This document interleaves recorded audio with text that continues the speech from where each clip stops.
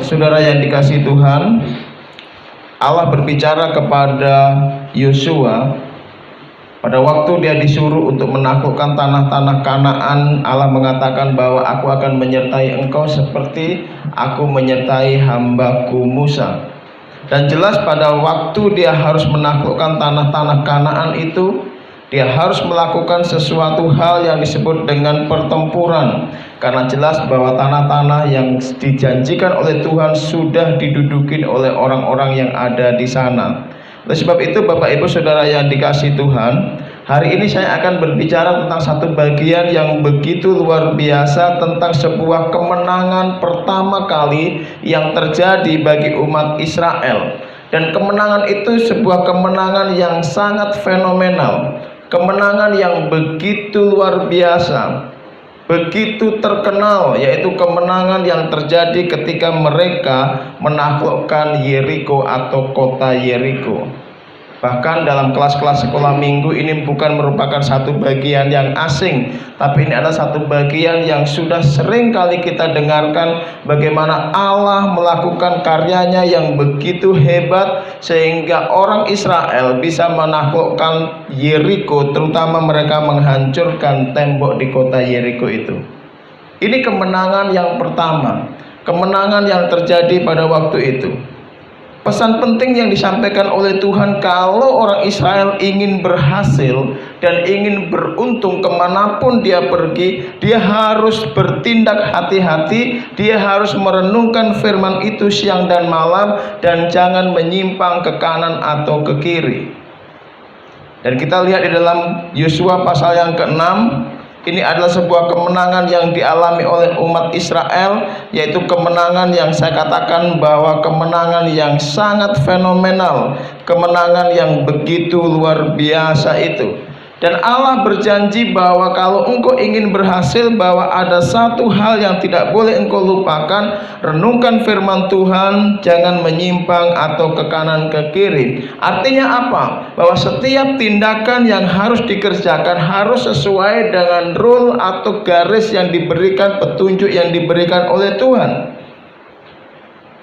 Tidak menuruti petunjuk yang dilakukan oleh mereka sendiri, tidak mengikuti aturan-aturan yang mereka buat, tetapi setiap tindakan harus dilakukan dengan petunjuk yang diberikan oleh Tuhan. Yosua pasal yang ke-6 ayatnya yang kedua berkata bahwa berfirmanlah Tuhan kepada Yosua, ketahuilah aku serahkan ke tanganmu Yeriko ini beserta rajanya dan pahlawan-pahlawannya yang gagah perkasa.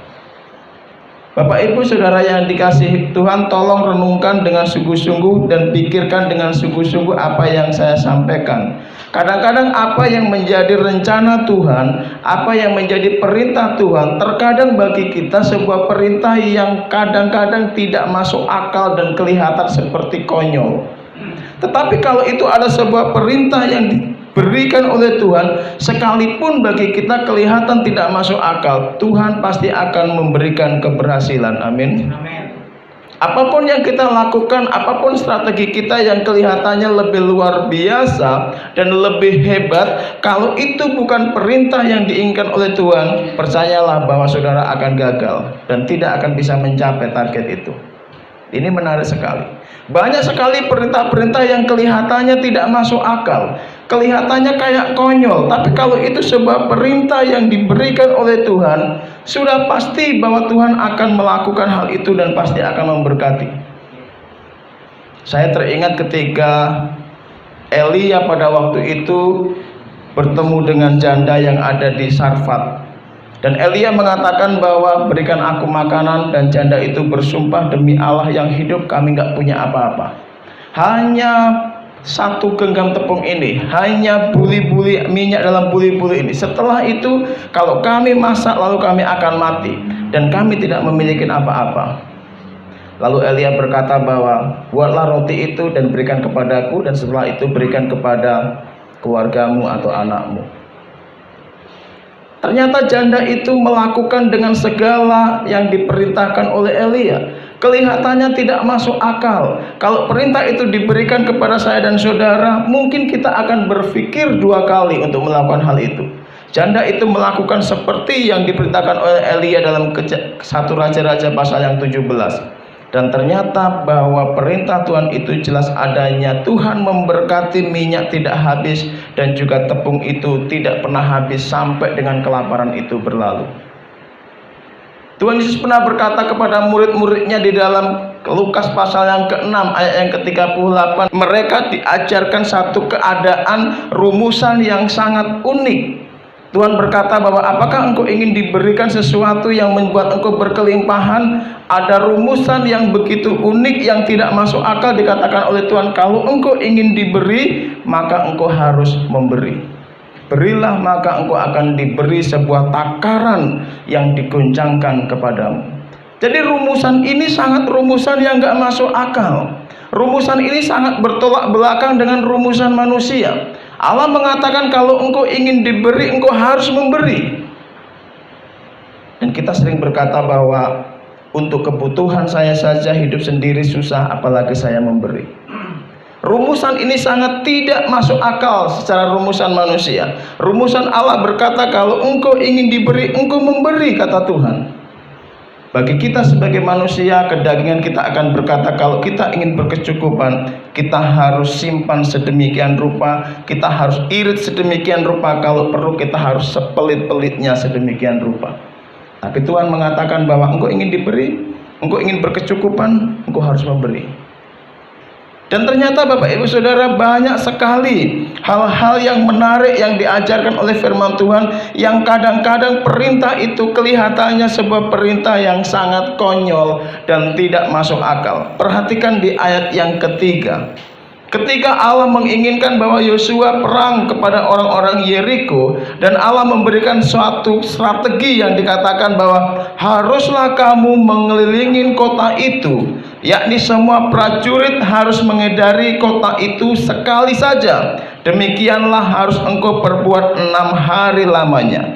Dan 7 orang iman harus membawa 7 sangkakala tanduk domba di depan tabut. Tetapi pada hari yang ke-7, 7 kali kamu harus mengelilingi kota itu, sedang para iman meniup sangkakala.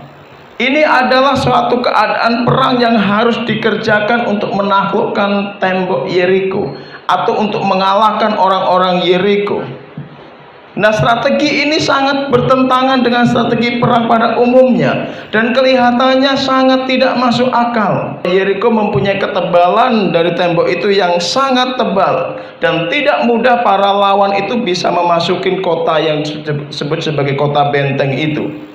Nah, Tuhan memerintahkan satu perintah yang begitu unik. Haruslah engkau mengelilingi kota itu bersama dengan para prajuritmu, bersama dengan para imammu, dan bawa terompet, lalu selama 6 hari berturut-turut. Cukup dalam 1 hari kalian berangkat dan kelilingi kota itu, lalu pulang lagi ke rumah. Besok berangkat lagi, kelilingin kota itu, lalu pulang ke rumah. Besok berangkat lagi, kelilingin kota itu, lalu pulang ke rumah. Dan pada hari yang ke-7 dikatakan mereka berangkat pagi-pagi di ayat ke-15. Mereka berangkat pagi-pagi, fajar masih menyingsing, mereka sudah berangkat dan mengelilingi kota itu selama 7 kali, khusus di hari yang ke-7.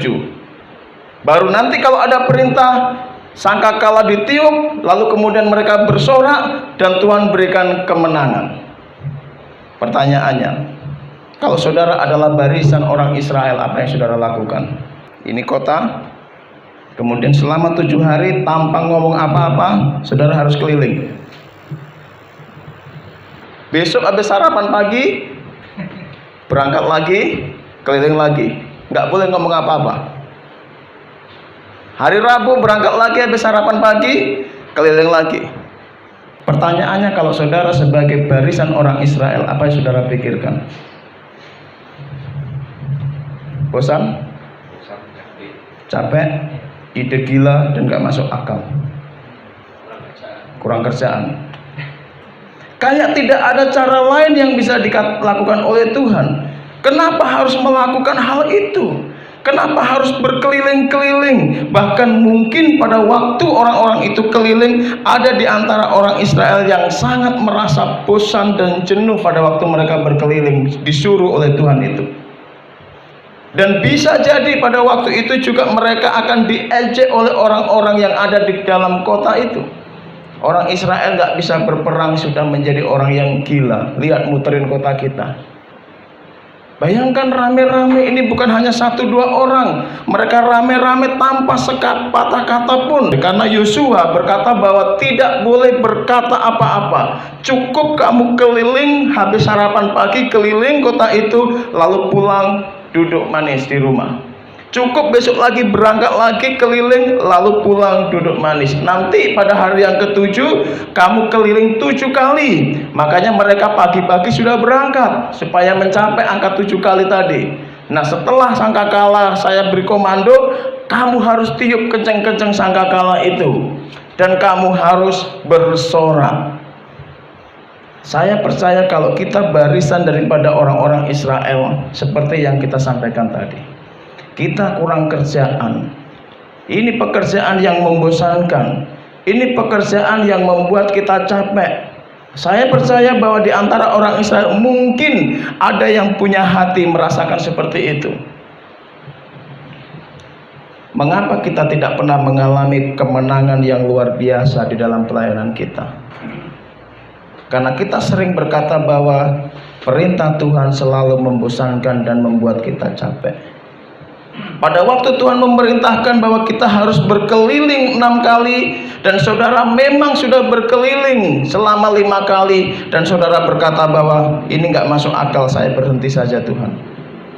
Pada waktu Tuhan memerintahkan harus berkeliling 7 kali, saudara memang taat berkeliling, baru 4 kali, kurang kerjaan ini.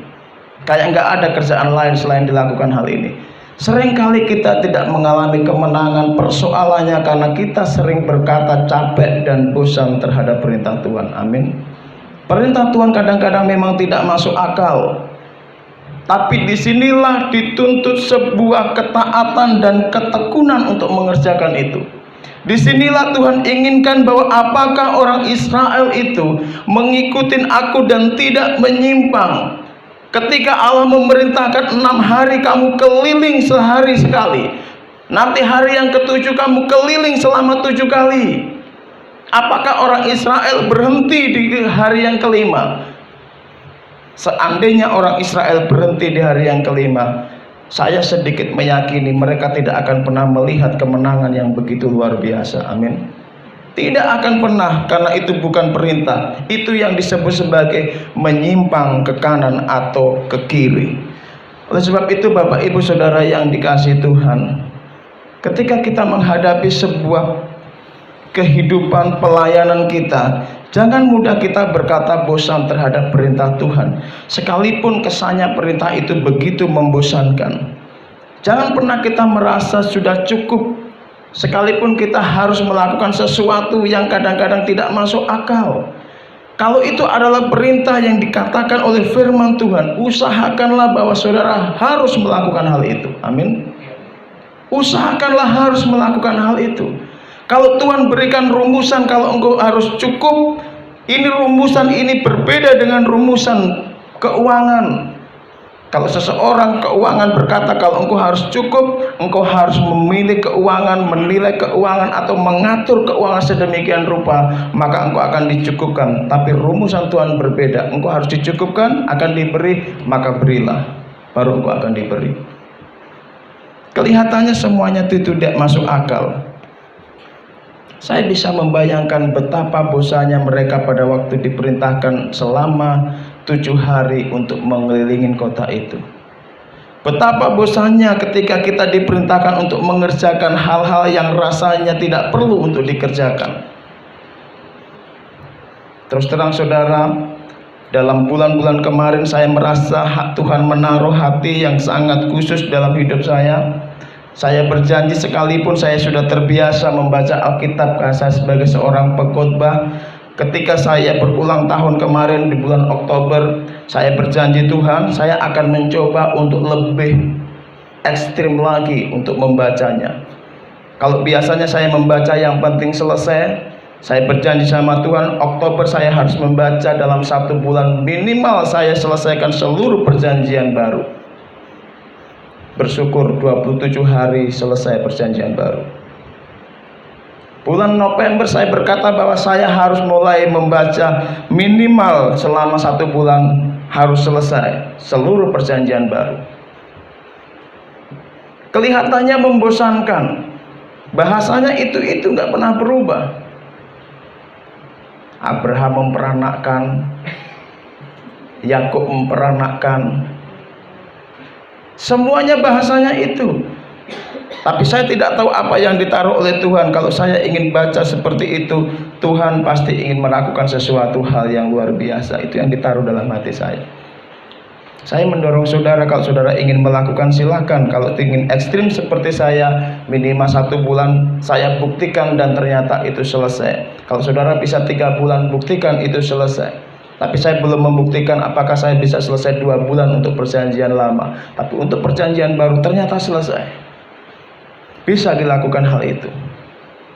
Perintah Tuhan kadang-kadang banyak yang tidak masuk akal, tapi ketika mereka mengikuti perintah itu, ayat 20, ketika diberikan aba-aba pada menit-menit terakhir di 7 kali putaran itu, maka bersoraklah seperti yang dikatakan oleh Yosua, kamu harus bersorak, tiup sangkakala. Lalu ketika mereka melakukan hal itu, sesuatu yang besar terjadi luar biasa, maka runtuhlah tembok itu.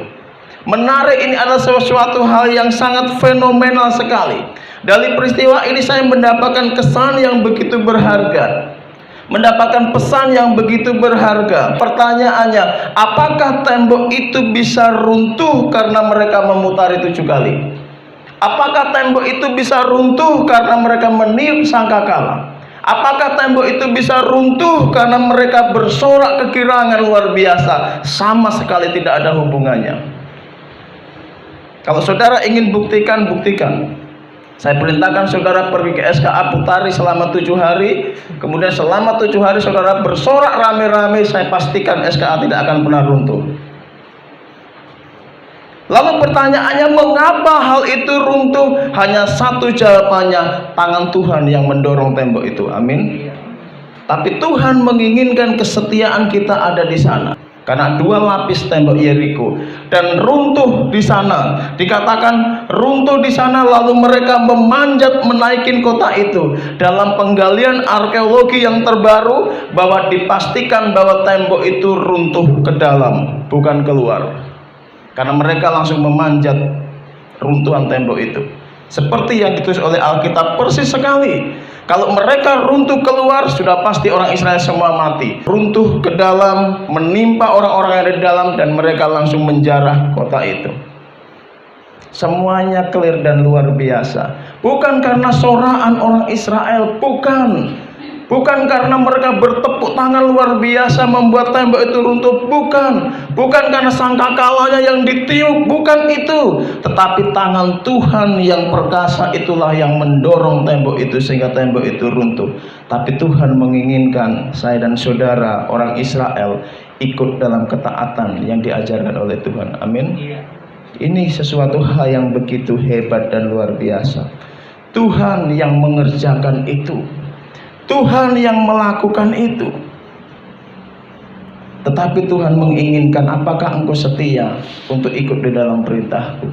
Saya percaya dan saya meyakini kalau Tuhan ingin lakukan tanpa orang Israel pun mengelilingi selama 7 hari, Tuhan bisa robohkan semuanya itu.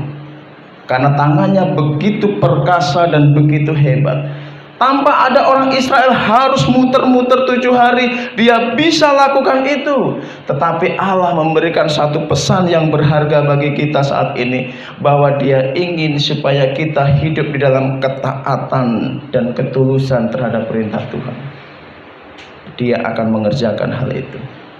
Bapak Ibu Saudara yang dikasihi Tuhan, saya ingin ingatkan kepada saudara, suatu saat jika Tuhan menghendaki bahwa pelayanan saudara atau di gereja Baptis Gesmani Cabang Pando yang saudara sedang lakukan pelayanan yang saat ini saudara gumulkan itu menjadi besar, menjadi luar biasa, menjadi hebat, atau bahkan akan menjadi gereja terbesar di Purwosari nantinya. Saya bersyukur ada bapak-bapak yang saat ini dengan setia untuk melakukan pelayanan hal itu. Tapi saya akan ingatkan, jangan saudara merasa berkata bahwa kalau tidak aku ada, gereja Pandu sudah habis, tenggelam. Jangan saudara di antara saudara merasa bahwa kalau enggak aku ada di sana, gereja baptis ini sudah tutup. Ingatkan kepada saya kalau sampai saya berkata bahwa kalau tidak aku pendetanya, gereja itu tidak berhasil. Biarlah saya diingatkan oleh saudara kalau itu saya sampaikan. Bukan karena saudara yang mengerjakan itu menjadi berhasil, bukan karena saya sebagai pendetanya sehingga gereja ini bisa menjadi hebat, bukan itu. Tapi siapa? Tangan Tuhan yang dahsyat yang berkuasa melakukan itu. Amin. Jika suatu saat saudara mendengar saya atau keluarga saya berkata, kalau bukan aku pendetanya, nggak mungkin gereja baptis Kismani Cabang Pandu berhasil. Saudara ingatkan, Pak, 1 November Bapak pernah khotbah hal itu, tolong Bapak ingat. Amin. Tapi kalau saudara yang ngomong, saya langsung ingatkan, 1 November 2020 saya khotbah, berhenti kamu ngomong seperti itu. Jangan merasa karena kita tidak ada apa-apanya. Amin. Kita sama sekali tidak punya kekuatan apa-apa. Kalau memang diizinkan Tuhan semuanya itu bisa berhasil, ingat hanya tangan Tuhan yang berkuasa. Jangan merasa sikit-sikit karena aku itu makanya gereja itu bisa ada. Coba keluarga aku nggak ada di sana, wah gereja itu udah tutup sejak dulu. Karena aku itu sebagai pendeta, makanya gereja itu bisa maju. Coba aku nggak jadi pendeta, gereja itu sudah tutup. Bagi kita semua sebagai jemaat Tuhan dan saya sebagai hamba Tuhan, kita harus melihat kebenaran firman Tuhan. Bukan itu masalahnya. Sekalipun saudara jungkir balik melakukan pelayanan, kalau Tuhan ingin tutup, dia akan tutup. Amin. Tapi sekalipun saudara nggak jungkir balik pelayanan, kalau saudara Tuhan ingin buka, dia akan buka. Jangan merasa bahwa itu karena aku sebagai pendeta, oh karena Pak Riwayat itu jadi pendetanya, makanya Pandu menjadi hebat. No. Dan gak usah saudara aku mengagungkan pendetamu di depan orang lain. Kenapa pendetaku hebat itu, makanya bisa lakukan ini. Enggak. Tuhan kita yang hebat, makanya kita bisa melakukan semuanya itu. Karena tangan Tuhan yang begitu hebat, bukan karena orang Israel yang berteriak luar biasa, bukan karena trompetnya yang tinggi-tinggi, bukan karena mereka bertepuk tangan, berjingkrak-jingkrak, lalu tembok itu runtuh. Tidak mungkin.